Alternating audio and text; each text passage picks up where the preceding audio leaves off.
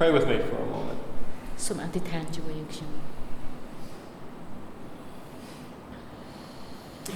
Father God, we come before you in the name of Jesus. ព្រះអង្គចាស់ព្រះបិតាគុណចូលមកចំពោះព្រះអង្គក្នុងព្រះនាមព្រះយេស៊ូវ During this season, it should be one of great celebration and joy. នៅក្នុងគណៈពេលនេះជារដូវកាលនៃការយើងខ្ញុំសរសើរដំណើរព្រះអង្គហើយនឹងមានអំណររួមគ្នា We come before you because there is great sorrow in this nation right now. ព្រះអង្គហើយកូនមកចូលមកចំពោះព្រះអង្គពីព្រោះយើងមានការទុក្ខសោកយ៉ាងខ្លាំងនៅក្នុងប្រទេសជាតិរបស់យើងខ្ញុំ But together we choose to put our eyes on you and your kingdom right now. យើងរួមគ្នាដើម្បីនឹងងើបភ្នែកឡើងទៅចំពោះព្រះអង្គម្ចាស់សូមឲ្យរាជរបស់ផងព្រះអង្គម្ចាស់បានមកដល់ And we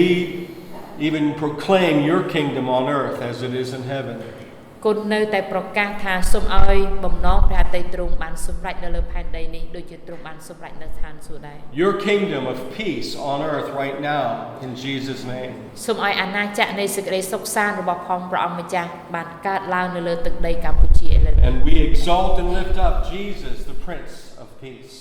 ហើយគុណទូលថ្វាយគ្រប់ទាំងអស់របស់ផងជីវិតរបស់យើងខ្ញុំទៅដល់ព្រះនៃសុខសន្តិភាព So we declare peace where there is chaos and war and hatred. Right now, we declare it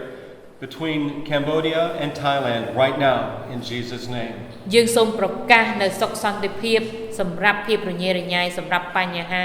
សម្រាប់ភាពច្របូកច្របល់ដែលកើតឡើងនៅលើទឹកដីកម្ពុជានិងប្រទេសថៃនៅក្នុងពេលឥឡូវនេះនៅព្រះនាមព្រះយេស៊ូវ Amen. Amen. I wanted to speak to you this morning briefly ខ្ញុំចង់ចែកចាយជាមួយនឹងបងប្អូនទាំងអស់គ្នាខ្លីៗមួយ about what do Christians do when they face great opposition. តើគ្រីស្ទបរិស័ទយើងនឹងត្រូវធ្វើយ៉ាងម៉េចនៅពេលដែលយើងទាំងអស់គ្នាមានឱកាសដ៏ធំនេះ Because right now you are facing the biggest opposition you've ever seen in your lives.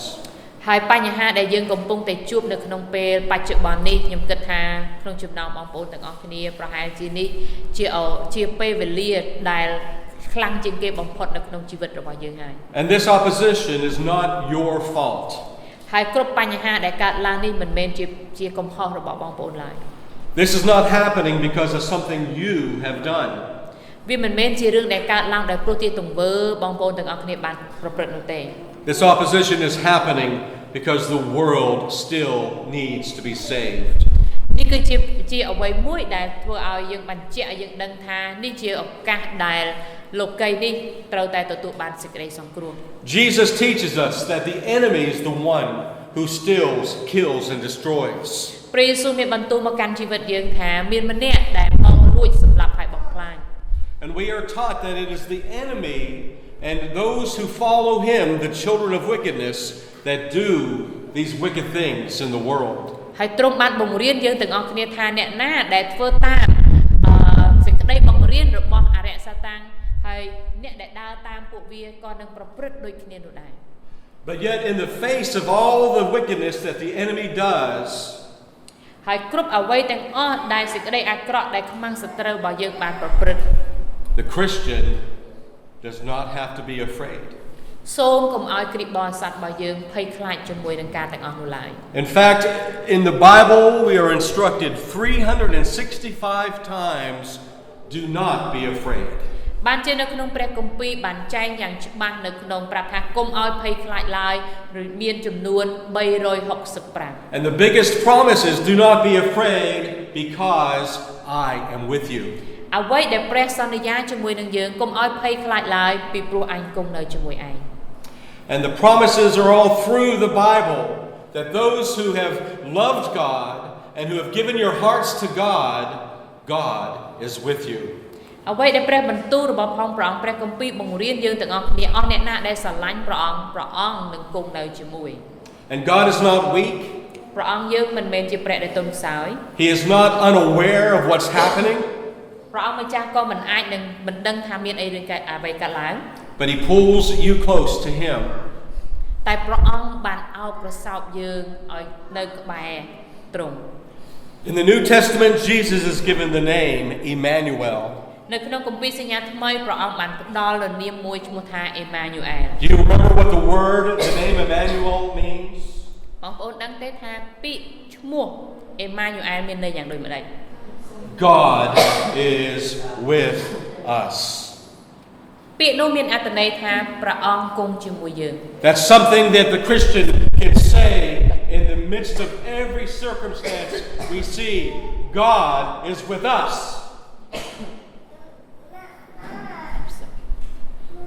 In the midst of every circumstance, this is something that all Christians can declare. God is with us. នៅក្នុងចំណោមដែលយើងទាំងអស់គ្នាឬអីក៏ដោយនៅក្នុងជីវិតរបស់យើងទាំងអស់គ្នាយើងអាចប្រកាសថាព្រះអង្គទ្រង់គង់នៅក្នុងយើង Now David in the Old Testament គម្ពីរបានបញ្ជាក់ប្រាប់នៅក្នុងជីវិតរបស់ដាវីតនៅក្នុងសញ្ញាចាស់ he was the second king of Israel. លោកស្ដេចដាវីតគឺជាស្ដេចទី2នៅក្នុងជនជាតិអ៊ីស្រាអែល And all his life he saw war. ហើយជីវិតរបស់គាត់ពេញមួយជីវិតរបស់គាត់ដែលគាត់មើលឃើញគឺមានតែសង្គ្រាម Even before he was king, he saw war. បងប្អូនទាំងអស់គ្នាដឹងទេបើទោះជាជីវិតរបស់គាត់គឺជាស្ដេចក៏ដោយមួយជីវិតរបស់គាត់ឆ្លងកាត់សិតតែសង្គ្រាម Because there were many nations that surrounded Israel that wanted them destroyed. ពីព្រោះថាគ្រប់យ៉ាងទាំងអស់ដែលនៅជុំវិញជីវិតរបស់ពួកអ៊ីស្រាអែលគេចង់បំផ្លាញជីវិតរបស់ពួកអ៊ីស្រាអែល But David had a very special relationship with God. ប៉ុន្តែដាវីតគឺជាស្ដេចម្នាក់ដែលមានទំនាក់ទំនងយ៉ាងជិតស្និទ្ធជាមួយនឹងព្រះជាម្ចាស់ There is no one like David in the entire Old Testament. គ្មានអ្នកណាម្នាក់ដែលដំណើរជីវិតរបស់គាត់តាំងពីគម្ពីរសញ្ញាចាស់តាំងពីដើមដល់ចប់គ្មានអ្នកណាម្នាក់ដែលដំណើរជីវិតរបស់គាត់ដូចជាដាវីតឡើយ David loved God ពីព្រោះស្ដេចដាវីតទ្រង់ស្រឡាញ់ដល់ព្រះជាម្ចាស់ខ្លាំង with his whole heart. ដាវីតបានស្រឡាញ់ព្រះអង្គអស់ពីដួងចិត្ត David knew what it was like to have God's presence near him. ពីព្រោះដាវីតស្គាល់ច្បាស់ថាតើដើម្បីនាំព្រះវត្តមានរបស់ព្រះអង្គឲ្យនៅក្នុងជីវិតរបស់គាត់ដោយរបៀបណាគឺគាត់ស្គាល់ច្បាស់ He knew that there was special destiny for the kingdom of God through him. ហើយអ្វីដែលដាវីតបានស្គាល់ច្បាស់គឺគាត់ស្គាល់អំពីតើអ្វីទៅជាចំណុចចុងក្រោយរបស់គាត់ជាកន្លែងដែលគាត់បានធ្វើ And he knew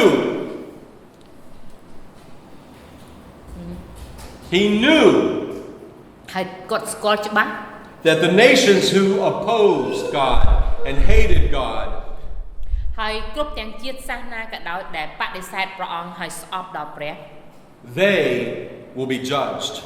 ជាតិសាសន៍នោះនឹងត្រូវបានជំនុំជម្រះ Now you and I have a greater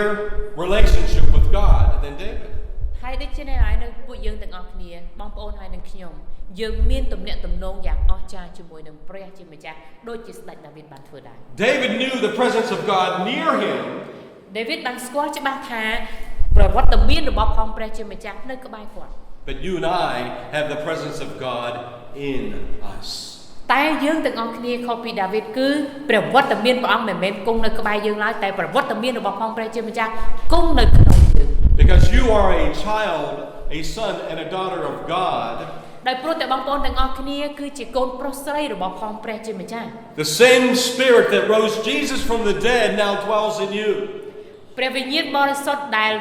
ប្រោសព្រះយេស៊ូវគ្រីស្ទឲ្យរស់ពីស្លាប់ឡើងវិញព្រះអង្គនោះដដែលនោះឯងដែលគង់នៅជាមួយនឹងពួកយើង That's why we can say if God is for us, who can be against us? បានជាព្រះបន្ទូលព្រះអង្គម្ចាស់បានប្រកាសថាអ្នកណាក៏ដោយបើសិនជាព្រះគង់នៅខាងយើងគ្មានអ្នកណាម្នាក់អាចតបប្រឆាំងនឹងយើងបានឡើយ And nothing can separate us from this great love of God. Nothing. គ្មានអ្វីដែលបំបែកយើងចេញពីក្តីស្រឡាញ់ដ៏អស្ចារ្យរបស់ផងព្រះជាម្ចាស់បានឡើយ Nothing on earth.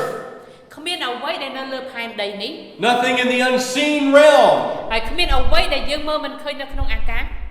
Neither demons or devils can separate you from the love of God. បើទោះជាអំណាចរបស់សេចក្តីងងឹតអំណាចរបស់សាតាំងក៏មិនអាចយកយើងឬក៏បំបែកយើងចេញពីក្តីស្រឡាញ់របស់ព្រះបានឡើយ This love of God dwells in you. His name is Jesus. សេចក្តីស្រឡាញ់របស់ផងព្រះកំពុងតែធ្វើការនៅក្នុងជីវិតរបស់បងប្អូនដែលមានព្រះនាមថាព្រះយេស៊ូវគ្រីស្ទ Even death, Paul says in Romans chapter 8, even death can never separate you from the love of God. បានជាលោកសាវកប៉ូលបានបញ្ជាក់នៅក្នុងគម្ពីររ៉ូមជំពូក 8 ថាសូម្បីតែក្តីស្លាប់ក៏មិនអាចបំបែកយើងចេញពីក្តីស្រឡាញ់របស់ផងព្រះបាន Because ដែរ you and me have something that the world does not have. ពីព្រោះថាបងប្អូនទាំងអស់គ្នាហើយនឹងខ្ញុំមានអ្វីដែលលោកីគេអត់មាន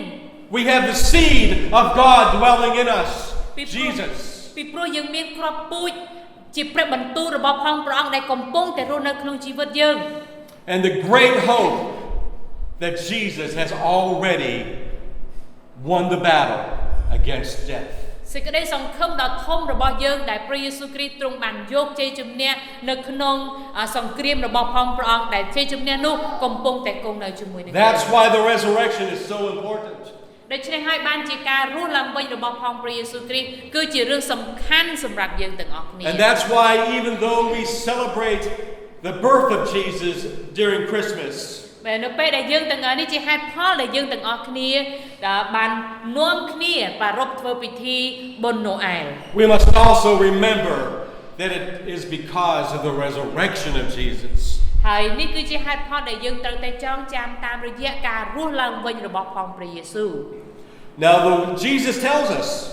ព្រះយេស៊ូវបានមានបន្ទូលប្រាប់យើងទាំងអស់គ្នាថា that even in the end of days, ហើយបើទោះជាដល់ថ្ងៃចុងក្រោយនៃពិភពលោកផែនដីក៏ដោយ there's going to be wars and rumors of wars. ហើយនៅក្នុងថ្ងៃជាតិគ្រាចុងក្រោយគឺមានសង្គ្រាមមានបញ្ហាមានលឺសំឡេងមានដំណឹងពីសង្គ្រាម And this year, តែឥឡូវយើងមើលវិញឆ្នាំនេះបានកើតឡើង our friends in Nepal saw war.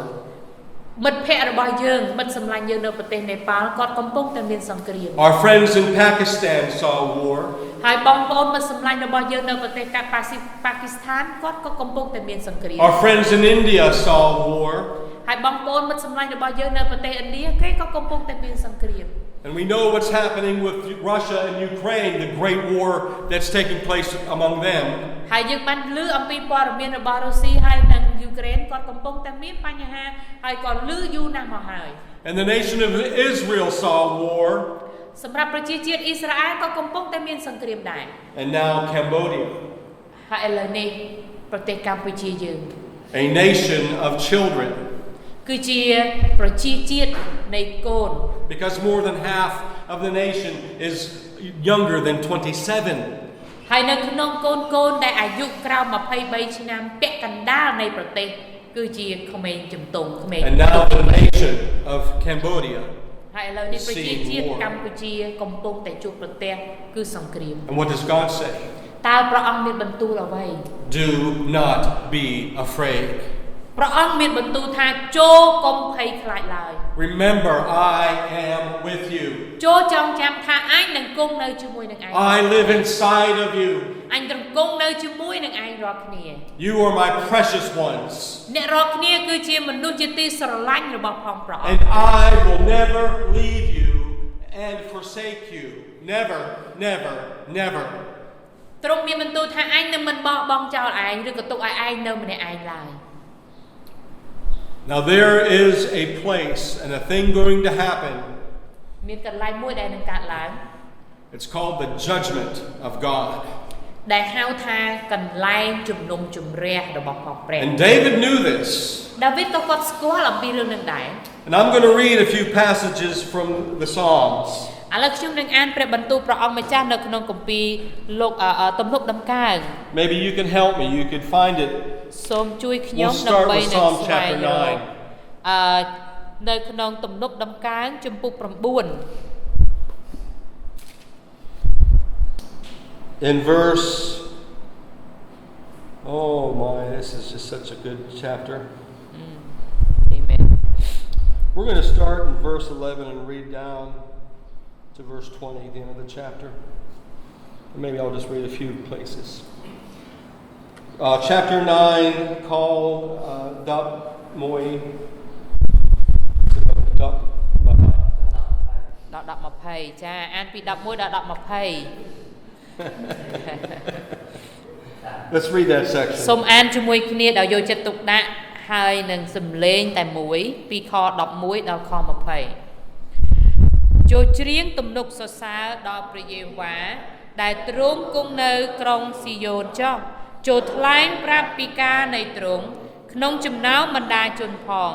ត្បិតកាលណាទ្រង់សើបសួរពីឈាមនោះទ្រង់នឹងនឹកចាំពីពួកអ្នកទាំងនោះទ្រង់នឹងមិនដែលភ្លេចសម្រែករបស់ពួកមនុស្សក្រីក្រឡើយអោព្រះយេហូវ៉ាអើយសូមទ្រង់មេត្តាប្រោះទូលបង្គំសូមទ្រង់ទតមើលសេចក្តីទុក្ខលំបាករបស់ទូលបង្គំផងជាការដែលទូលបង្គំទ្រាំរងនេះដោយសារពួកអ្នកដែលស្អប់ទូលបង្គំគឺទ្រង់ហើយដែលលើកទូលបង្គំឡើងសូមឲ្យរួចពីទ្វារនៃសេចក្តីស្លាប់ដើម្បីឲ្យទូលបង្គំបានសម្ដែងចេញអស់ទាំងសេចក្តីសរសើរនៅទ្រង់នៅគ្រប់ទាំងទ្វារនៃកូនស្រីស៊ីយ៉ូនទូលបង្គំនឹងរីករាយឡើងក្នុងសេចក្តីសង្គ្រោះរបស់ទ្រង់អស់ទាំងសះដតីបានផុងទៅក្នុងរណ្ដៅដែលខ្លួនបានជីកជើងនៅជាប់ក្នុងអន្ទាក់វត្តដែលខ្លួនបានបង្កប់ទុកព្រះយេហូវ៉ាទ្រង់បានសម្ដែងមកឲ្យស្គាល់ទ្រង់បានសម្រេចសេចក្តីយុត្តិធម៌ពួកមនុស្សអាក្រក់បានជាប់អន្ទាក់ដោយការដែលដៃគេធ្វើពួកមនុស្សអាក្រក់នឹងបានបំបែកទៅឯឋានគុំពលឹងមនុស្សស្លាប់វិញគឺគ្រប់ទាំងសះនឹងភ្លេចព្រះបង់ត្បិតមនុស្សកំសត់មិនត្រូវគេភ្លេចជាដរាបទេហើយសេចក្តីសង្ឃឹមរបស់មនុស្សតលក្រក៏មិនត្រូវវិនាសបាត់ជានិច្ចដែរអោព្រះយេហូវ៉ាអើយសូមទ្រង់តានឡើងសូមកុំឲ្យមនុស្សឈ្នះឡើយសូមឲ្យសះអ្នកតីត្រូវប្រមាណត្រូវជំនុំជម្រះនៅចំពោះទ្រង់អោព្រះយេហូវ៉ាអើយសូមបណ្ដាឲ្យគេស្តក់ស្លុតសូមឲ្យគ្រប់សះបានដឹងខ្លួនថាគេជាមនុស្សទេអាមែន This is good. David understood the warfare between the world and the kingdom of God. នេះគឺជាអ្វីដែលដាវីតគាត់ស្គាល់ច្បាស់អំពីសង្គ្រាមរវាងសង្គ្រាមខាងឯវិញ្ញាណនិងសង្គ្រាមខាងឯអាណាចក្ររបស់ព្រះ He knew that there were people and even nations that say there is no God. គាត់បានស្គាល់ថាមានមនុស្សឬក៏មានជាតិសាសន៍ដែលប្រឆាំងថាមិនមានព្រះទេ There are nations that set their hearts on doing wickedness in the world. គឺមានជាតិសាសន៍ដែលគេប្រព្រឹត្តសេចក្តីអាក្រក់ដោយចេញពីដួងចិត្តរបស់គេបំផ្លាញពិភពលោកនេះ And David says these wicked people they will be caught in their own traps. បានជាដាវីតគាត់និយាយថាមនុស្សអាក្រក់ទាំងអស់នេះគេនឹងធ្លាក់ទៅក្នុងអន្ទាក់ដែលគេបានរៀបចំសម្រាប់ខ្លួនឯង These are the ones who will go down into the realm of the dead. គាត់នឹងធ្លាក់ទៅក្នុងជង្ហុកនៃសេចក្តីស្លាប់របស់ខ្លួនឯង And as it says in verse 17, these are the nations who forget God. ហើយនៅក្នុងខ17បានថានេះគឺជាពួកមនុស្សដែលបំភ្លេចព្រះបង់ And David declares នេះគឺជាអ្វីដែលស្ដេចដាវីតក៏បានប្រកាស that God will never forget the needy. ព្រះជាម្ចាស់ទ្រង់បានប្រកាសថាព្រះជាម្ចាស់នឹងមិនបំភ្លេចមនុស្សក្រីក្រឡើយ The hope of the afflicted will never perish. ហើយគ្រប់ទាំងសេចក្តីសង្ឃឹមរបស់យើងទាំងអស់គ្នានឹងមិនវិនិច្ឆ័យបាត់ឡើយ And there will come a time មានពេលនឹងមកដល់ when all the nations that oppose God and forget Him ហើយគ្រប់ទាំងសាសដែលប្រឆាំងជាមួយព្រះហើយបំភ្លេចព្រះអង្គម្ចាស់ចោល they will come to the revelation គេនឹងចូលមកដល់គ្រាចុងក្រោយ that they are just dust. គេនឹងទទួលបានការជំនុំជម្រះ They are mortal. Mortal means that they will die. ហើយពួកគេនឹងស្លាប់ But you and I ប៉ុន្តែអស់លោកអ្នកបងប្អូនហើយនឹងខ្ញុំ who have received Jesus Christ ដែលយើងទទួលអង្គម្ចាស់ព្រះយេស៊ូវគ្រីស្ទ we are a new creature. យើងនឹងក្លាយទៅជាកំណើតថ្មី We are the sons and daughters of God យើងនឹងក្លាយជាកូនរបស់ផងព្រះ who Jesus has rescued from the kingdom of darkness ដែលព្រះអង្គបានជួយសង្គ្រោះរួចផុតពីសេចក្តីងងឹតរបស់លោកី so that we have eternal life in us and we will be with Him forever. ដែលព្រះអង្គបានដាក់ជីវិតរបស់ផងព្រះអង្គនៅក្នុងយើងហើយព្រះអង្គនឹងយកយើងទៅនៅជាមួយនឹងព្រះអង្គម្ចាស់ The wind blows. Way on the page. Now look in Psalm number 10. សូមបានបើកទៅក្នុងជំពូក Verse 12. ជំពូក 10 ខ 12 Can I read that and you read after me? Yep Arise, Lord, lift up your hand, O God. Do not forget the helpless. ចាខ្ញុំនឹងអានជូនខ12អោព្រះយេហូវ៉ាអើយសូមទ្រង់ក្រោកឡើងអោព្រះអង្គអើយសូមលើកព្រះហស្ថទ្រង់ឡើងកុំបំភ្លេចមនុស្សក្រលំបាកឡើយ Why does the wicked man revile God? ហេតុអ្វីបានជាមនុស្សអាក្រក់គេមើលងាយដល់ព្រះ Why does he say to himself, he won't call me into account? ហើយគិតក្នុងចិត្តថាទ្រង់នឹងមិនធ្វើទោសគេទេដូច្នេះ But you, God, see the trouble of the wicked, of the afflicted. ទ្រង់បានតូចឃើញហើយត្បិតទ្រង់តូចឃើញកិច្ចកលនិងសេចក្តីរំលោភ You consider their grief ដើម្បីនឹងសងដល់គេដោយប្រហ័សទ្រង់ and take it in hand. យ៉ាហើយ The victims commit themselves to you. មនុស្សទុច្ចរិតសំទោសមនុស្សទុរគតគេផ្ញើខ្លួននឹងទ្រង់ You are the helper of the fatherless. ត្បិតទ្រង់បានធ្វើជាអ្នកជំនួយដល់មនុស្សកំព្រា Now let's jump over to Psalm 91. សូមបើទៅឯចំពុក91 This is a promise. នេះគឺជាសេចក្តីសន្យា This is something that God, through the Holy Spirit, placed in David's heart. ដែលព្រះជាម្ចាស់តាមរយៈព្រះវិញ្ញាណបរិសុទ្ធបានដាក់ចុះនៅក្នុងដួងចិត្តរបស់ស្ដេចដាវីត Let's look in verse 9. សូមមើលទៅក្នុងខ9 If you say, the Lord is my refuge, ពីព្រោះឯងបានថាព្រះយេហូវ៉ាទ្រង់ជាទីពឹងជ្រកនៃឯង and you make the Most High your dwelling place. គឺបានយកព្រះដ៏ខ្ពស់បំផុតជាទីលំនៅរបស់ឯង Okay, listen to this. សូមបានស្ដាប់ No harm will overtake you. យ៉ាងនោះនឹងគ្មានសេចក្តីអាក្រក់ណាកើតឡើងដល់ឯងឡើយ No disaster will come near your tent. ក៏គ្មានវេទនាណាមកជិតទីលំនៅរបស់ឯងដែរអាមែន For he will command his angels concerning you. ត្បិតទ្រង់នឹងបង្គាប់ដល់ពួកទេវតារបស់ទ្រង់ពីដំណើរឯង To guard you in all your ways. ឲ្យបានថែរក្សាឯងក្នុងគ្រប់ទាំងផ្លូវរបស់ឯង This verse you should say out loud every day.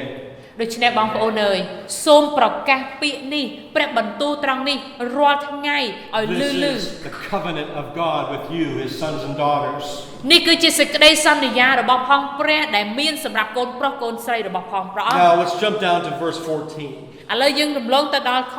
14 Because he loves me, says the Lord, ដោយព្រោះទ្រង់ដោយព្រោះវាបានយកអញជាទីស្រឡាញ់នោះ okay go I will rescue him. ហើយទ្រង់នឹងជួយឲ្យរួច I will protect him.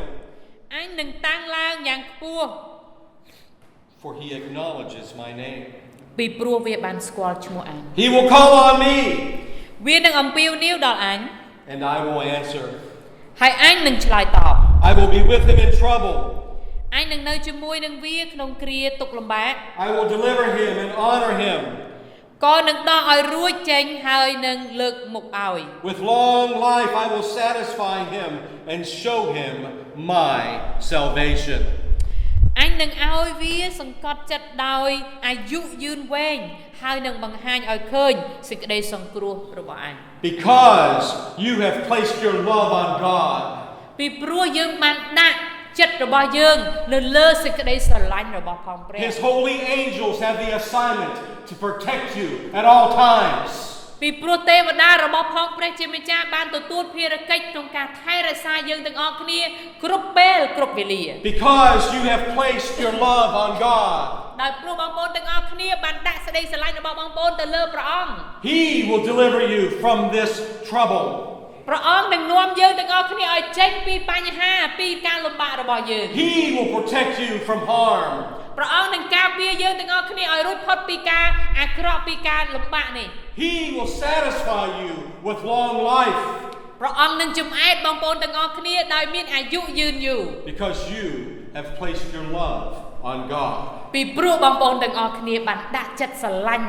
ដល់ព្រះជាម្ចាស់ Even when we were God's enemies, God demonstrated his love for you and me. បងប្អូនហើយទោះជាខ្មាំងសត្រូវក៏ដោយក៏ព្រះជាម្ចាស់ នៅតែផ្ដល់ក្តីស្រឡាញ់របស់ផងព្រះអង្គម្ចាស់ So during this time of conflict, នៅក្នុងខណៈពេលដែលកំពុងតែមានការឈ្លោះប្រកែកនេះ we are not afraid ពួកយើងនឹងមិនមានភាពភ័យខ្លាចអ្វីឡើយ because God has placed His love on you and me. ពីព្រោះព្រះអង្គម្ចាស់បានដាក់សេចក្តីស្រឡាញ់របស់ផងព្រះអង្គម្ចាស់នៅលើយើងទាំងអស់គ្នាដល់បងប្អូនទាំងអស់គ្នាហើយនឹងខ្ញុំ Even if I die and I lose this body, ហើយខ្ញុំបានបាត់បង់នៅរាងកាយមួយនេះ I still win ខ្ញុំនៅតែមានជ័យជំនះ because the Holy Spirit of resurrection will give me life. ពីព្រោះព្រះវិញ្ញាណបរិសុទ្ធដែលប្រោសព្រះយេស៊ូវឲ្យរស់ឡើងវិញទ្រង់នឹងផ្ដល់ជីវិតឲ្យយើងទាំងអស់គ្នាមានជីវិតរស់ឡើងវិញដែរ But the promise of God, ប៉ុន្តែសេចក្តីសន្យារបស់ផងព្រះ long life will I satisfy Him. ព្រះអង្គបានសន្យាថានឹងឲ្យយើងទាំងអស់គ្នាចំអែតយើងទាំងអស់គ្នាដោយអាយុយឺនវែង That's why we never run. បានជាយើងទាំងអស់គ្នាអត់រត់គេចខ្លួន When the enemy tries to scare us, we don't run. នៅពេលដែលខ្មាំងសត្រូវយើងកំពុងតែបន្លាចយើងបំភ័យយើងនឹងមិនរត់ទេ We follow wisdom, ពីព្រោះយើងដើរតាមប្រាជ្ញា but we don't run in fear. យើងមិនមែនរត់ដោយភាពភ័យខ្លាចឡើយ Because my God ពីព្រោះព្រះអង្គរបស់យើង will crush all the enemies ព្រះអង្គ that នឹង shake បំ their បែក fist អ at ស់ him. ទាំងខ្មាំងសត្រូវរបស់យើងទាំងអស់គ្នា This is happening right now នេះ in គឺ our អ្វីដែល lives. យើងកើតឡើងនៅក្នុងជីវិតរបស់យើងទាំងអស់គ្នា But God says, do not be afraid. ប៉ុន្តែព្រះអង្គម្ចាស់មានបន្ទូលថាកុំភ័យខ្លាចឡើយ So what do we say? តើយើងនឹងឆ្លើយតបជាមួយនឹងព្រះអង្គយ៉ាងម៉េច We say, yes, Lord, I will not be afraid. យើងត្រូវឆ្លើយតបមួយព្រះអង្គថាព្រះអង្គអើយកូននឹងមិនភ័យខ្លាច You have poured your love out on me. ពីព្រោះព្រះអង្គបានចាក់សេចក្តីស្រឡាញ់របស់ផងព្រះអង្គហូរហៀលើខ្ញុំ So now I love you ឥឡូវនេះខ្ញុំស្រឡាញ់ព្រះអង្គ and you surround me. ហើយព្រះអង្គនឹងហុំព័ទ្ធយើងទាំងអស់គ្នា You surround me with your holy army. ព្រះអង្គនឹងហុំព័ទ្ធយើងដោយព្រះហស្ថដ៏បរិសុទ្ធរបស់ផងព្រះ And អង្គ then we walk ហើយយើងនឹងដើរ at peace. នៅក្នុងសន្តិភាព In the kingdom of peace. ហើយនគរនៃសន្តិភាព And all the people look at you and go, why? គ្រប់គ្នាដែលនៅខាងក្រៅគេនឹងមើលមកយើងហេតុអីបានជាយើងមានសន្តិ Why ភាព are you at peace? ហេតុអីបានអ្នកនៅតែមានសន្តិភាព And then you say, come here. យើងនឹងអាចប្រាប់ថាចូលមក Let me introduce you to the one who protects me. យើងនឹងអាចប្រាប់អ្នកដែលសួរយើងថាខ្ញុំនឹងណែនាំអ្នកអំពីអ្នកណាដែលនាំឲ្យយើងមានសន្តិភាព Let me introduce you to the one who has set me free from fear. ហើយយើងនឹងអាចប្រាប់ទៅកាន់គេថាខ្ញុំនឹងណែនាំពីម្នាក់ដែលជួយយើងរំដោះយើងឲ្យមានសេរីភាពពីសេចក្តីភ័យ His name is Jesus. ព្រះនាមទ្រង់គឺព្រះយេស៊ូវ And because he has made me a son of God, I will not be afraid. ដោយព្រោះព្រះអង្គម្ចាស់បានយកយើងរាប់យើងជាកូនរបស់ផងព្រះអង្គបានជាយើងទាំងអស់គ្នានឹងមិនមានភាពភ័យខ្លាចឡើយ Because we have already won. ពីព្រោះយើងឈ្នះហើយ So we declare យើងប្រកាសថា that many who are afraid will come to us. អ្នកណាដែលមានភ័យខ្លាចមានសេចក្តីភ័យខ្លាចចូលមកឲ្យយើង And we can give them comfort. យើងនឹងនាំយើងនឹងផ្ដល់ឲ្យគេវិញនៅការលួងលោមការលើកទឹកចិត្ត This is the message you bring to those children. សូមនាំនៅរាជសារនេះទៅកាន់ប្រជាជាតិទៅកាន់ក្មេងៗ The message that Jesus brings. គឺជារាជសារដែលព្រះយេស៊ូវគ្រីស្ទបាននាំមក The message that the angels declared at his birth. នេះគឺជាព្រះរាជសារដែលទេវតារបស់ផងព្រះជាម្ចាស់បានប្រកាសនៅពេលដែលព្រះអង្គ We ប្រ do សូត not have to be afraid. ដូច្នេះហើយយើងមិនត្រូវការសេចក្តីភ័យខ្លាចឡើយ Because of Emmanuel, ពីព្រោះព្រះអង្គម្ចាស់ដ៏ជាអេម៉ាញូអែល God is with us. ព្រះអង្គម្ចាស់គង់ជាមួយយើង Amen. Hallelujah. Amen.